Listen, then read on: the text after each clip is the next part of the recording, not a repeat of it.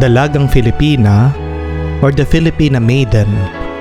She represents the one who carries the Philippine flag.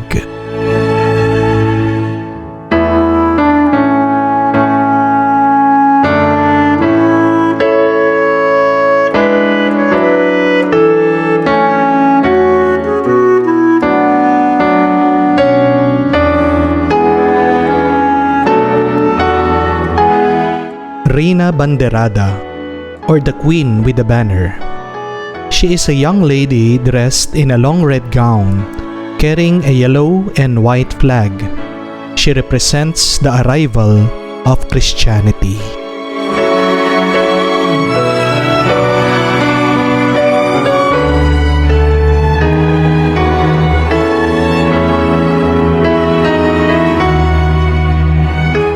Reina Mora, or the Queen of Moor. She represents Muslim Filipinos, owing to Mary's status in Islam and mentioned in the Quran. Islam arrived in the Philippines 2 centuries before Christianity, and today is the second largest religion in the islands.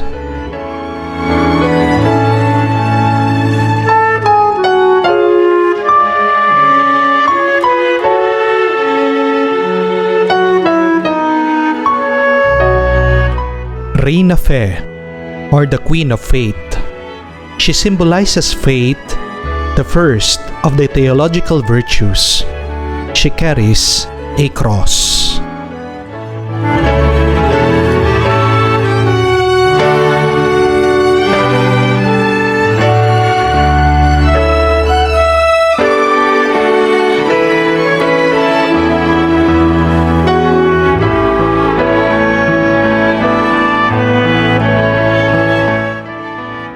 Reina Esperanza, or the Queen of Hope. She symbolizes hope, the second theological virtue. She carries an anchor.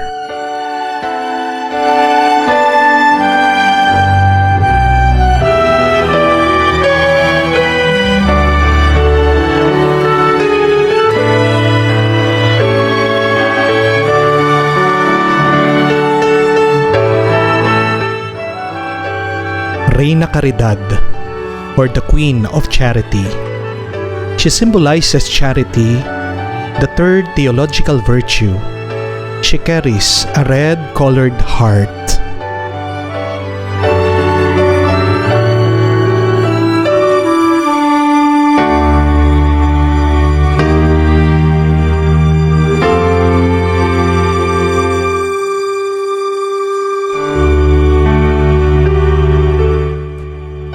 Reina Justicia, or the Queen of Justice. She is the image of the mirror of justice. Blindfolded, carries a weighing scales of justice in his sword.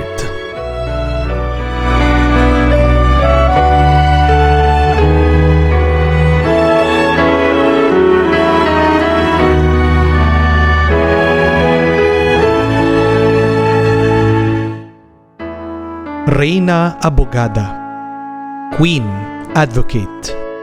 She is the defender of the poor and the oppressed. She wears a black mortarboard cap, graduation gown, and carries a large book.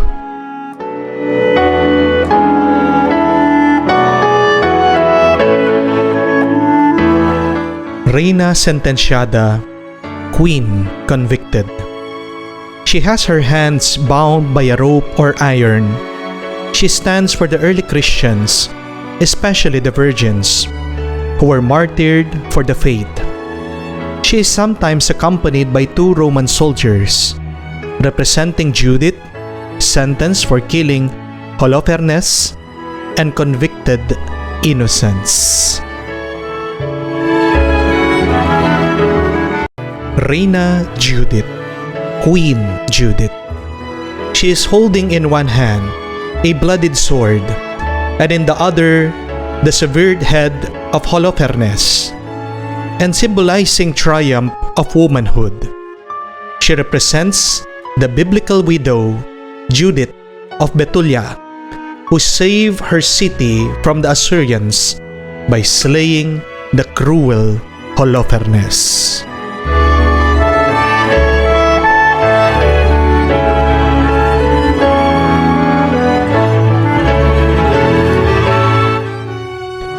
Reina Sheba, Queen Sheba. She represents the unnamed queen who visited King Solomon and was overwhelmed by his wisdom, power, and riches. She carries a jewelry box and being cooled with an ostrich feather.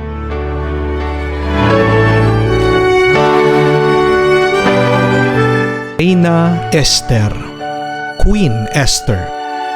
She is the biblical Jewish queen of Persia, who spared her people from death at the hands of Haman through her timely intervention with King Xerxes. She personifies the cardinal virtue of prudence. She carries a scepter capped with the Star of David.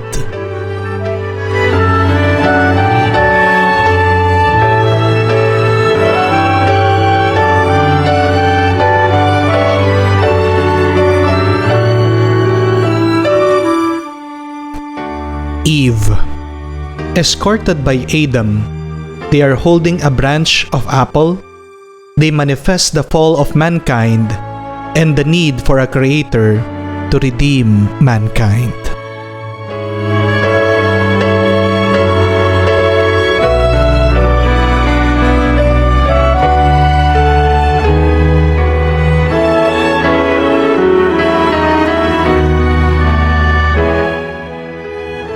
Rebecca. She was married to Isaac, one of the patriarchs of the Jewish nation, was assertive, and fought for what she believed was right. She carries a cup or glass of wine, symbolizing humility in service.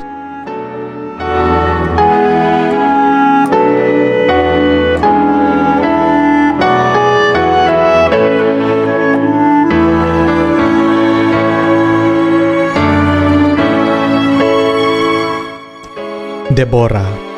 She was the only female judge in the Jewish Bible, carrying the scroll of law, symbolizing just decision.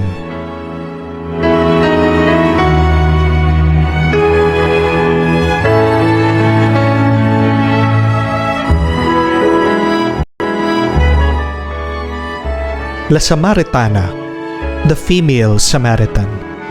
She is the woman whom Christ spoke to at Jacob's well. She represents the outcast who reformed after encountering the Christ. She reminds us salvation is not only for the Jews, but also for the Gentiles. She carries a jug on her shoulder.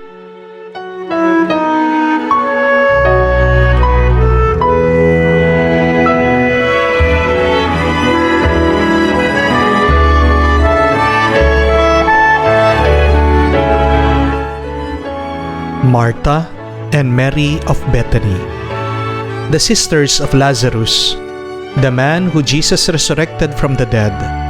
When Mary sat at Jesus' feet and listened to him while her sister Martha busied herself with preparing food and waiting on the guests, and when Martha complained, Jesus said that Mary had chosen the better part. Mary carries a bottle of wine, represents contemplation, prayer, and devotion. And Martha carries a basket of bread, represents action, good works, helping others, or love of God and love of neighbor, respectively.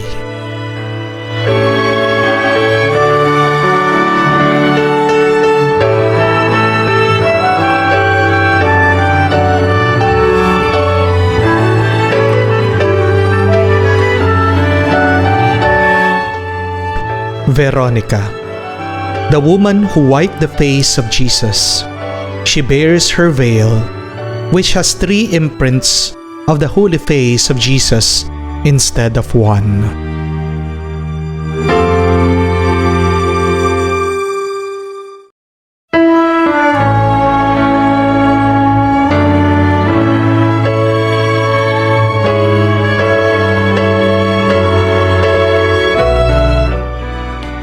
Tres Marias, Mary Magdala, Mary Magdalene.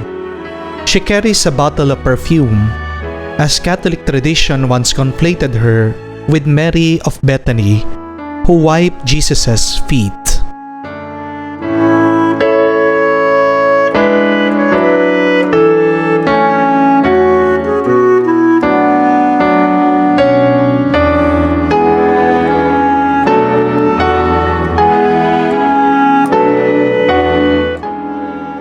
Tres Marias, Mary, Mother of God. She carries a handkerchief, for she is in mourning.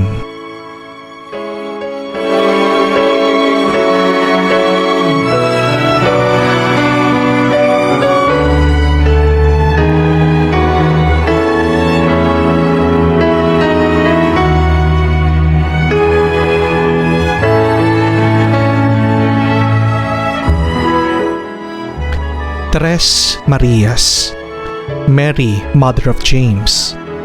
She carries an oil.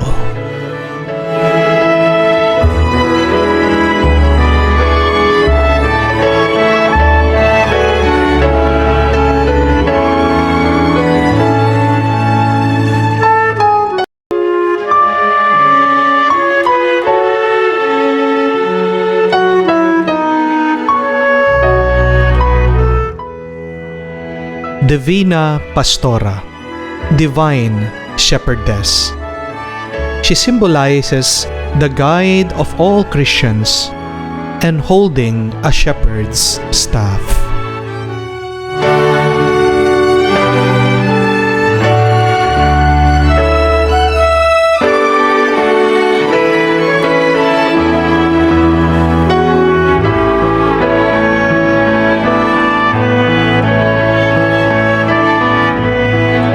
Reina de las Estrellas, Queen of the Stars. Marian title, celebrating the many titles of the Virgin Mary. She carries a wand with a star.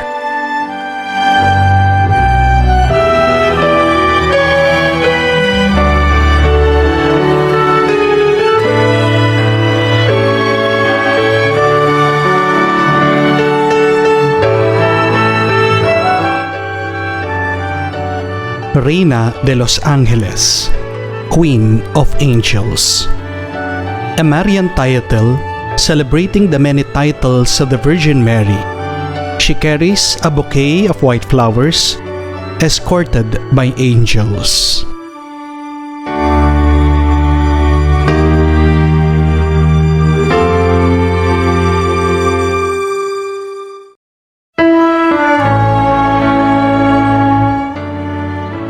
Luklukan ng Karunungan, Seat of Wisdom. A Marian title celebrating the many titles of the Virgin Mary. She carries a Bible that symbolizes the words of wisdom.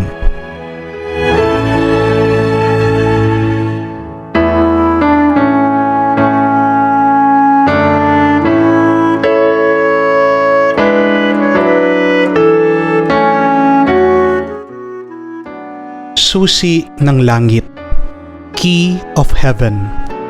A Marian title celebrating the many titles of the Virgin Mary. She carries two keys, one gold and the other silver, that symbolizes the entrance to heaven.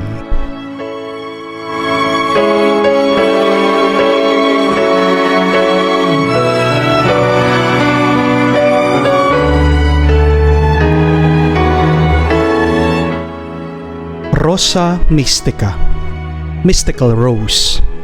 A Marian title celebrating the many titles of the Virgin Mary. She carries a bouquet of roses that symbolizes the Immaculate Heart of Mary.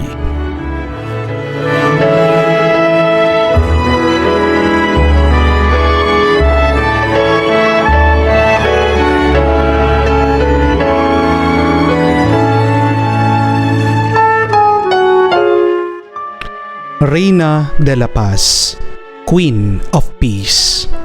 A Marian title celebrating the many titles of the Virgin Mary. She carries a dove that symbolizes peace.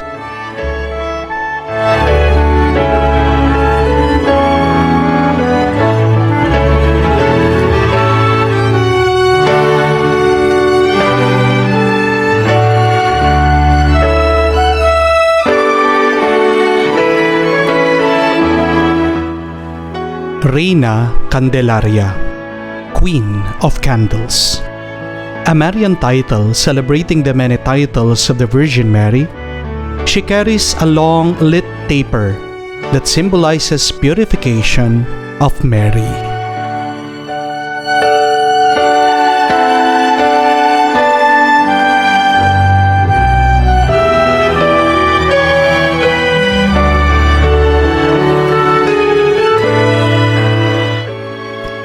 Reina de los Patriarcas, Queen of Patriarchs. A Marian title celebrating the many titles of the Virgin Mary, she carries a wooden staff, branch that symbolizes the patriarchs.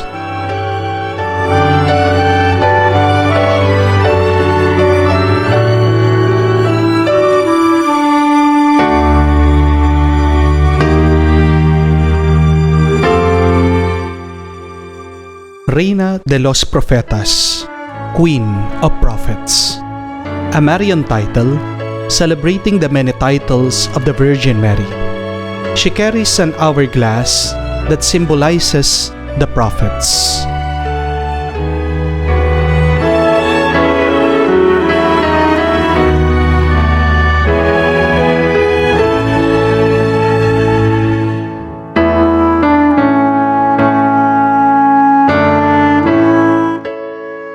Reina de los Confesores, Queen of Confessors. A Marian title celebrating the many titles of the Virgin Mary, she carries a lamp with a purple candle that symbolizes confession.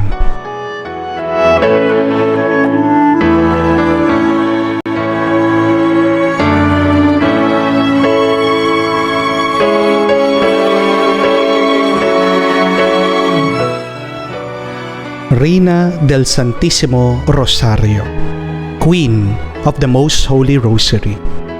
A Marian title celebrating the many titles of the Virgin Mary, she carries a big rosary that symbolizes the mysteries in the life of Christ.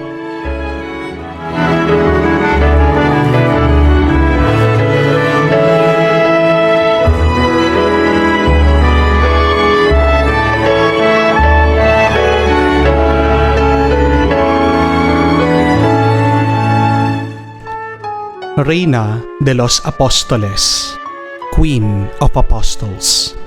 A Marian title celebrating the many titles of the Virgin Mary, she carries the Vatican Church that symbolizes the apostles and the priesthood.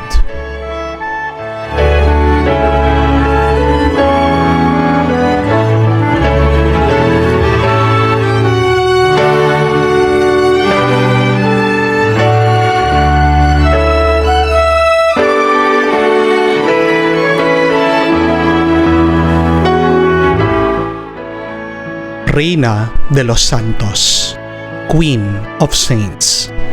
A Marian title celebrating the many titles of the Virgin Mary, she carries a golden wreath that symbolizes the crown of saints.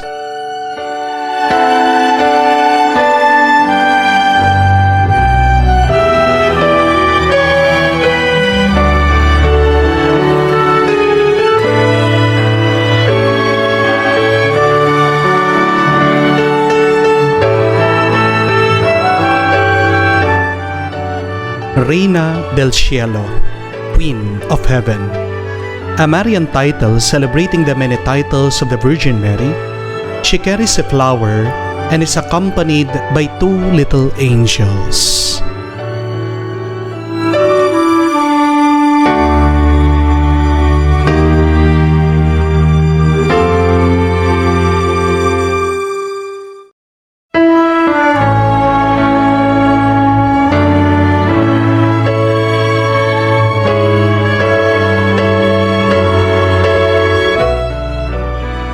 Reina de las Vírgenes, Queen of Virgins.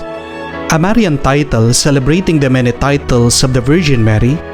She carries a rosary and is accompanied by two little angels.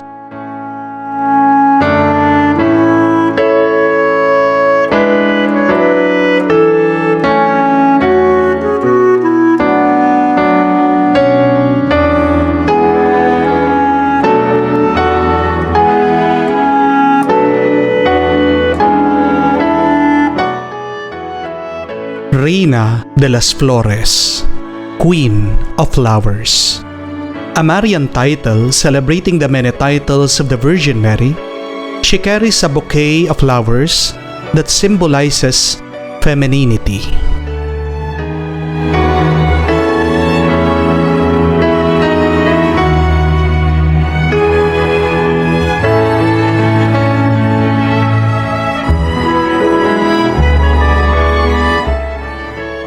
Reina Emperatriz, Queen Empress.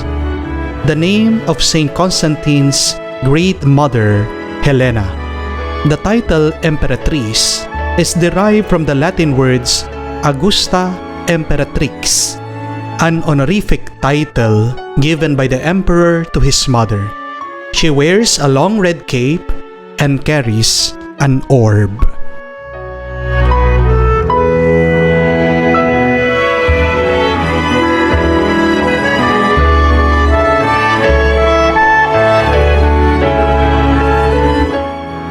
Reina Helena, Queen Helena. She represents Helena of Constantinople, who found the true cross. This is symbolized by her attribute, a small cross crucifix that she carries in her arms. She is escorted by a young boy, his son, Emperor Constantine.